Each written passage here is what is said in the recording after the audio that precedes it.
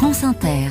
5h13, l'heure de vous retrouver, José-Manuel Lamaque, pour le journal des Outre-mer. Bonjour. Bonjour Mathilde Munoz. On commence par la Réunion, où un appel à la grève a été lancé pour défendre les droits des femmes. Effectivement, Mathilde, une intersyndicale invite les Réunionnaises et les Réunionnais à se rassembler demain, vendredi 8 mars, journée internationale des droits des femmes, sur le front de mer de Saint-Denis, avec pour principale revendication les mêmes droits pour tous. Lisa Mella, de Réunion la Première. Même travail, même salaire. En 2024, on en est toujours loin, déplore Linda Diblar, secrétaire confédérale à la CGTR. Une femme gagne en moyenne 20 € de moins par jour, soit 400 € par mois. Si on continue sur cette lignée, on aura l'égalité salariale en 2186. L'intersyndicale voudrait également que les métiers précaires, occupés principalement par des femmes, soient revalorisés, comme aide-soignante, assistante maternelle. Et enfin, à la retraite, les femmes qui travaillent davantage en temps partiel touchent 40% de moins que les hommes. Le 8 mars, le droit des femmes, c'est l'affaire de tous, conclut l'intersyndicale, qui espère que les femmes, les hommes, les jeunes et les retraités se joindront au mouvement.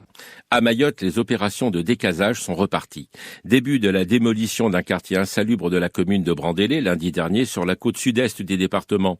Présent sur les lieux, le nouveau préfet de Mayotte, François-Xavier Bieville, au micro de Jamila Swadiki de Mayotte la Première, précise le sens de ces décasages. Pourquoi un décasage ? D'abord parce que c'est essentiellement des lieux d'insalubrité. Et dans les lieux d'insalubrité, nous savons que généralement ce sont les plus vulnérables qui y vivent et qui y souffrent. Des enfants, des mamans, des personnes âgées. Et donc un décasage, c'est d'abord une opération pour sortir de l'insalubrité et ensuite reloger. Cette opération, c'est 137 cases, environ 50 familles, probablement entre 200 et 220 personnes. Et c'est évidemment cette opération-là qui est la première d'une longue série que nous allons faire tout au long de l'année. Il y en aura 9, en plus des opérations de bambou chaud qui vont se réaliser. À la fois traiter l'insalubrité, arrêter des étrangers en situation irrégulière et faire en sorte qu'on redonne à la commune son territoire pour qu'elle puisse avoir un projet immobilier.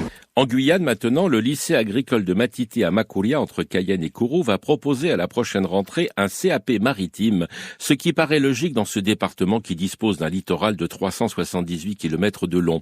Véronique Nison, de Guyane la Première. Pour cette première année de formation, une douzaine de places devraient être proposées. L'objectif est de former de futurs matelots capables de travailler sur le pont d'un bateau, et pour cela, la formation se veut pratique, avec des exercices et des stages embarqués. En proposant la formation maritime, le lycée espère susciter des vocations et répondre ainsi à une forte demande du comité des pêches de Guyane.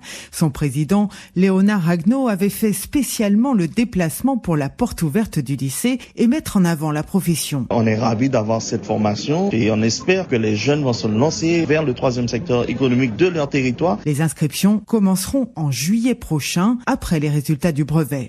Enfin, Mathilde, en Martinique, la ville de Fort-de-France poursuit son opération de redynamisation du centre-ville, comme le lancement d'un chantier d'un ancien immeuble qui va être remis à neuf pour accueillir des étudiants et de jeunes actifs. Une opération commentée par la présidente du directoire de la Caisse des dépôts Habitat, Anne-Sophie Grave, au micro de Christine Cupit de Martinique la Première. Ici en Martinique, on voit bien qu'on a deux sujets. On a le sujet de l'habitat ancien, il y a de nombreux logements vacants sur la Martinique, donc il faut leur redonner une deuxième vie pour permettre de répondre aux besoins qui sont importants en Martinique, 14 000 demandes. Au-delà de l'habitat ancien, c'est aussi construire du neuf, mais il y a aussi une problématique sur le vieillissement de la population et donc des logements adaptés pour les seniors. La CIMAR a identifié à peu près 300 logements, ça va être des petites résidences pour les seniors. Et puis autre sujet très important, c'est d'adapter le parc existant aux personnes âgées. Et là aussi, la CIMAR a un programme en fait pour les seniors et il va traiter à peu près de 150 logements par an pour permettre en fait que ces logements deviennent accessibles et que la personne âgée qui souhaite rester à domicile le puisse. Quand Anne-Sophie Grave nous parle de la CIMAR, il s'agit de la Société immobilière de la Martinique. Voilà Mathilde Munoz, c'était le journal des Outre-mer. Je vous souhaite une bonne journée. Bonne journée, José-Manuel Lamaque.